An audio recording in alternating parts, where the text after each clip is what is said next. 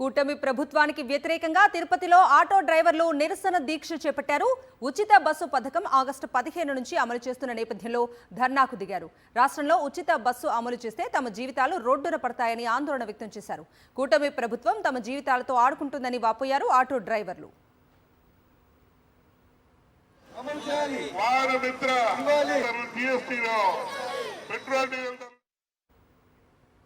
పూర్తి డీటెయిల్స్ మా ప్రతినిధి ప్రసాద్ అందిస్తారు. ఉచిత బస్సు పథకాన్ని అమలు చేయడానికి కూటమి ప్రభుత్వం సిద్ధమైంది. దీంతో రాష్ట్రంలో ఉన్న ఆటో డ్రైవర్లు, టాక్సీ డ్రైవర్లు అందరూ కూడా తమ పొట్టకూడు పోగొడుతున్నారు ప్రభుత్వం అనేటువంటి కూడా నిరసన తెలుస్తున్న కార్యక్రమాలు కూడా మనం చూస్తున్నాం. ఈ నేపథ్యంలోనే తిరుపతి జిల్లాలో తిరుపతిలో ప్రస్తుతం మనం చూస్తున్నాం. ఇక్కడ ఆటో డ్రైవర్లందరూ కూడా దీక్ష చేపట్టారు. ఈ పథకాన్ని అమలు చేసి తమ పొట్ట కొట్టొద్దండి, మేము మా జీవనాధారం ఆటోలు నడుపుకుంటున్నాం, ఇలాంటి నేపథ్యంలో ఈ ఉచిత బస్సుని అమలు చేసి మాకున్న ఏకైక జీవనాధారమైన వీటిని పోగొట్టొద్దనేసి కూడా ఇక్కడ రోడ్డును బైఠాయించి దీక్ష చేస్తున్న పరిస్థితి ఉంది. మనం చూస్తున్నాం వందలాది మంది ఆటో డ్రైవర్లందరూ కూడా ప్రస్తుతం ఆర్టీఓ ఆఫీస్ ముందర నిరాహార దీక్ష చేస్తున్న పరిస్థితి ఉంది. ఈ నేపథ్యంలో మరి కొంతమంది ఇక్కడ ఆటో యూనియన్లు ఉన్నారు, ఆటో డ్రైవర్లు ఉన్నారు, వాళ్ళని అడిగి మరింత సమాచారం తెలుసుకునే ప్రయత్నం చేస్తాం. చెప్పండి, అసలు రాష్ట్ర ప్రభుత్వం చేపడుతున్న ఉచిత బస్సు హామీ వల్ల మీకు ఎలాంటి నష్టం కలుగుతుంది, ఎందువల్ల మీరు దీక్ష చేస్తున్నారు? రాష్ట్ర ప్రభుత్వం ప్రవేశపెడుతున్న ఉచిత బస్సుకు మేమేం వ్యతిరేకం కాదు. అయితే ఈ రాష్ట్రంలో సుమారు 20 లక్షల మంది ఈ రంగం పైన, ప్రైవేట్ ఆటో ట్యాక్సీ రంగం పైన ఆధారపడి జీవనం కొనసాగిస్తున్నారు. ఇప్పుడు మేమందరం కూడా ఆటోలు నడుపుకుంటూ, కుటుంబాలను పోషించుకుంటూ, పిల్లలను చదివించుకుంటూ, వయసైన తల్లిదండ్రులు కూడా చూసుకుంటున్నాం.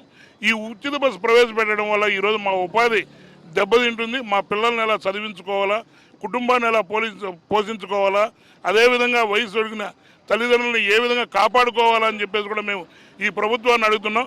కనీసం ఉచిత బస్సు ప్రవేశపెట్టేటప్పుడు 20 లక్షల కుటుంబాలు దీనిపైన ఆధారపడ్డాయని విజనుందని చెప్పేసి ముఖ్యమంత్రి గారు కనీసం మమ్మల్ని పరిజ్ఞానంలోకి తీసుకోకుండా, మా అభిప్రాయాలు సేకరణ చేసుకోకుండా ఉన్న బలంగా ఈరోజు మహిళల దగ్గర నుంచి ఓటు బ్యాంక్ కోసం మేఘాలపైన ఈరోజు ఆగస్టు 15 తేదీన ఉచిత బస్సు తీసుకువస్తున్నారు. అదే ఆగస్టు 15న మా మెల్లకు ఉరితాడుగా ఈ ముఖ్యమంత్రి గారు తీసుకొని వస్తున్నారు. హామీలు కూడా నెరవేర్చాల ప్రభుత్వం. గతంలో ఎన్నికల్లో హామీలు ఇచ్చారు. సంక్షేమ బోర్డు ఏర్పాటు చేస్తామని, పెట్రోల్ ధరలు కూడా జీఎస్టీలో చేరుస్తామని, అదేవిధంగా 10 లక్షల రూపాయలు ప్రమాద బీమా ఇస్తామన్నారు. సంవత్సరానికి లైసెన్స్ కలిగిన ప్రతి డ్రైవర్కి కూడా 15,000 ఇస్తామన్నారు.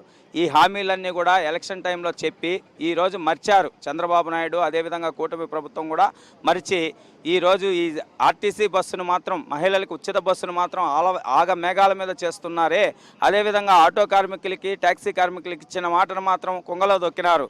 ఎలా బ్రతకాలనేది కూడా ప్రభుత్వం చెప్పాలా. ఖచ్చితంగా మీరు ఈ సంక్షేమ బోర్డు కింద మాకు ఖచ్చితంగా కూడా మీరు సంక్షేమ బోర్డు ఏర్పాటు చేయాలా. మాకు ఇచ్చిన హామీలన్నీ నెరవేర్చిన తర్వాత మీరు ఉచిత బస్సు పెట్టుకుంటే మాకు అభ్యంతరం లేదు. ఈ ఉచిత బస్సు హామీని వెనక్కి తీసుకోకుంటే మేము ఉద్యమాన్ని మరింత తీవ్రతరం చేస్తామని కూడా హెచ్చరిస్తున్న పరిస్థితి ఉంది.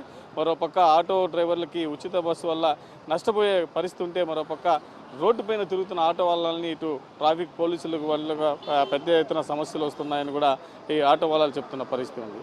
వీడియో జర్నలిస్టు ఎల్ఐతో ప్రసాద్, సాక్షి టీవీ, తిరుపతి నుండి.